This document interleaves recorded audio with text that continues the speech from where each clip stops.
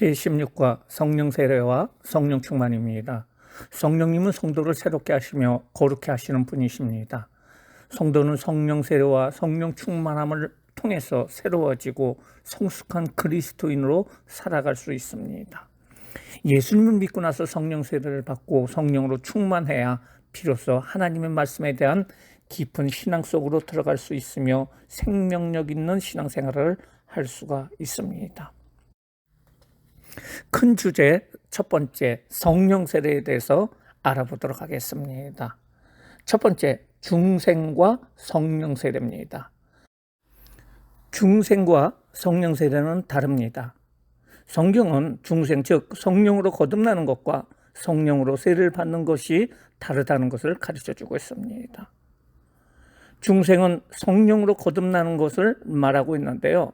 법적인 의미에서 거듭남이란 하나님의 자녀가 되는 자격을 획득한다는 것을 말합니다. 중생을 위해서는 예수님을 구주로 믿고 영접해야 됩니다.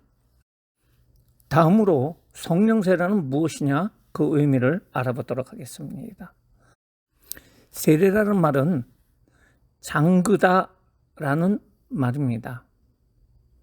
이것은 마치 옷감을 물들일 때 물에 완전히 잠기게 넣는 것을 의미합니다. 그러므로 성령 세례란 성령 안에 완전히 잠기는 체험을 말해주고 있습니다. 사도행전 8장에 보면은 빌립 집사가 사마리아 성에 가서 복음을 전파하고 수많은 사람들이 예수를 믿게 됩니다. 이때 예루살렘 교회에서는 베드로와 요한을 그곳으로 보냅니다. 그리고 그곳에 간 베드로와 요한은 이렇게 얘기합니다. 그들이 내려가서 저희를 위하여 성령 받기를 기도하니 이는 아직 한 사람에게도 성령이 내리신 일이 없고 오직 주 예수의 이름으로 세례만 받았을 뿐이더라. 이에 두 사도가 저희에게 안수함에 성령을 받는지라. 즉 성령 세례의 의미는 받는다는 의미입니다. 또한 성령은 하나님의 선물이기 때문에 성령 세례가 구원받은 자녀에게 하나님께서 주시는 선물임을 말해주고 있습니다. 사도행전 10장 44절에 보면 베드로가 이 말을 할 때 성령이 말씀 듣는 모든 사람에게 내려오시니, 그리고 사도행전 19장 6절에 보면은 바울이 그들에게 안수함에 성령이 그들에게 임하심으로 방언다고 예언도 하니, 성령 세례를 성령을 내린다, 임한다, 부어주신다는 말로 표현하기도 합니다. 성령의 세례는 하나님의 주권적인 역사임을 말해주고 있습니다. 그러면은 중생과 성령 세례의 차이는 무엇일까요? 중생과 성령 세례는 동일한 체험이 아닙니다. 분명히 다른 별개의 체험인 것을 볼 수가 있습니다. 물론 중생과 성령 세례의 체험은 동시에 일어날 수도 있고 또 어떤 기간을 두고 일어날 수도 있고 하지만은 분명히 다른 별개의 체험인 것을 확실히 성경은 말해주고 있습니다. 중생은 성령과 말씀으로 그리스도의 몸에 접붙임을 받고 주님의 생명을 받아들이는 체험이고, 성령 세례는 성령님께서 성도들에게 최초로 충만하게 임하시는 체험입니다. 또한 중생은 영생을 얻는 체험이고, 성령 세례는 중생한 성도가 하나님의 권능을 받아 능력 있는 그리스도인의 증리되는 체험이라고 할 수가 있습니다. 중생은 새 생명을 얻기 위해서 필히 체험해야 하고, 성령 세례는 하나님의 사역을 행하는 데 있어 놀라운 봉사적 권능을 얻기 위하여 성도들이 반드시 체험해야 하는 것입니다. 따라서 성도들과 교회가 성공적인 신앙생활을 하기 위해서는 반드시 중생의 체험 위에 성령 세례의 체험을 해야 합니다. 두 번째로 성령 세례의 증거입니다. 성령 세례의 증거 첫 번째는 방언이라고 할 수가 있습니다. 사도행전은 성령 세례의 경험을 기록한 기사가 4군데가 나와 있습니다. 그런데 사마리아 부흥의 기록을 제외하고는 모든 곳에 방언에 대한 기록이 나타나 있습니다. 그러므로 성령 세례의 대표적인 표적은 방언을 말함이라고 할 수가 있습니다. 방언은 인간의 성품을 하나님의 성품으로 길들인다는 의미가 있습니다. 그리고 방언은 성령 세례의 표적으로 주시는 것은 성령 강림의 궁극적인 목적이 온 세상을 향한 복음 전파에 있음을 우리에게 가르쳐 주고 있습니다. 성령 세례의 증거는 강력한 복음 전파라고 할 수가 있습니다. 성령 세례를 받았다는 확실한 증거는 복음을 부끄러워하지 않고 적극적으로 복음을 전하는 것입니다. 그러므로 성령 세례를 체험한 성도들이 많은 교회를 성장하게 할 수 있다는 것입니다. 그리고 마음의 확신이라고 할 수가 있어요. 언제 어디서 어떻게 받았는지를 확실히 알 수 있는 체험이 바로 성령 세례이고요. 그 성령님이 마음속에 충만하게 임함으로 말미암아 강한 믿음과 확신을 가질 수 있기 때문이라고 할 수가 있습니다. 세 번째, 성령 세례를 받기 위한 준비입니다. 성령 세례는 믿는 자에게 주신 하나님의 선물로서 믿고 구하는 자는 반드시 받을 수 있습니다. 다만 우리가 구원을 은혜로 받듯이 성령 세례도 주님의 전적인 은혜로 받는 것을 알 수가 있습니다.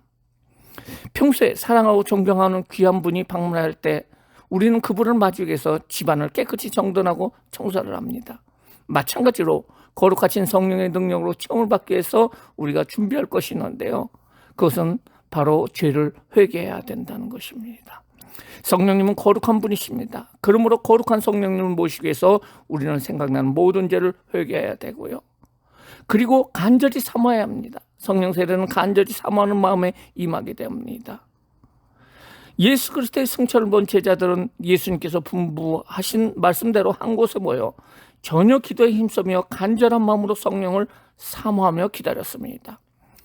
그리고 믿음으로 순종해야 됩니다. 성령 세례는 세상과 타협하지 않고 온전히 하나님 말씀에 순종할 때 임하게 됩니다.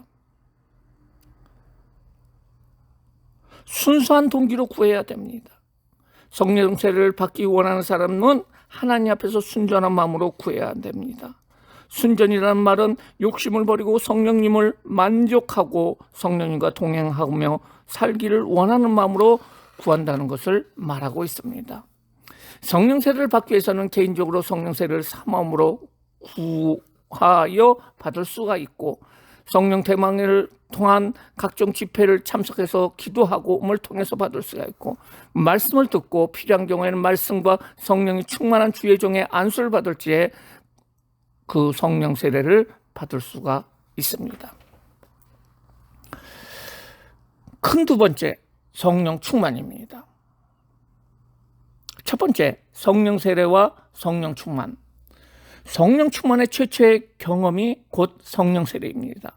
성령 세례를 받은 후에 충만한 상태가 계속된다는 것을 성령 충만이라고 말합니다. 그러므로 성령 세례는 단회적인 사건이고 성령 충만은 반복된다는 것을 우리는 알 수가 있어요. 성경에서는 사도들이 오순절에 성령을 체험한 후에 계속 충만함을 받은 사실에 대해서 기록하고 있습니다. 우리가 중생한 뒤 성령께서 우리를 완전히 점령하여 우리 안에 가득한 것이 성령 충만입니다.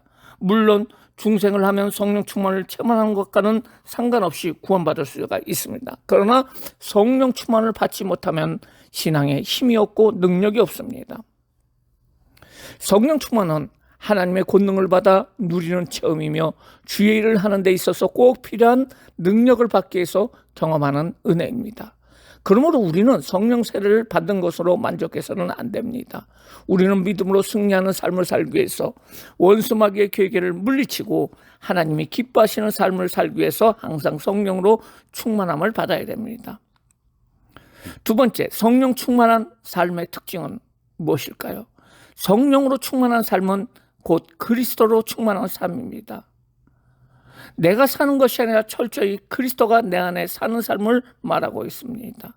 나의 몸은 이제 그리스도의 뜻을 성취하기 위해서 쓰는 그리스도의 몸이며 나의 마음은 그리스도의 생각을 품은 주님의 마음이 되고 나의 의지는 주님의 의지의 지배를 받고 나의 전 인격과 재능이 남김없이 주님의 것이 되는 삶을 말하고 있습니다.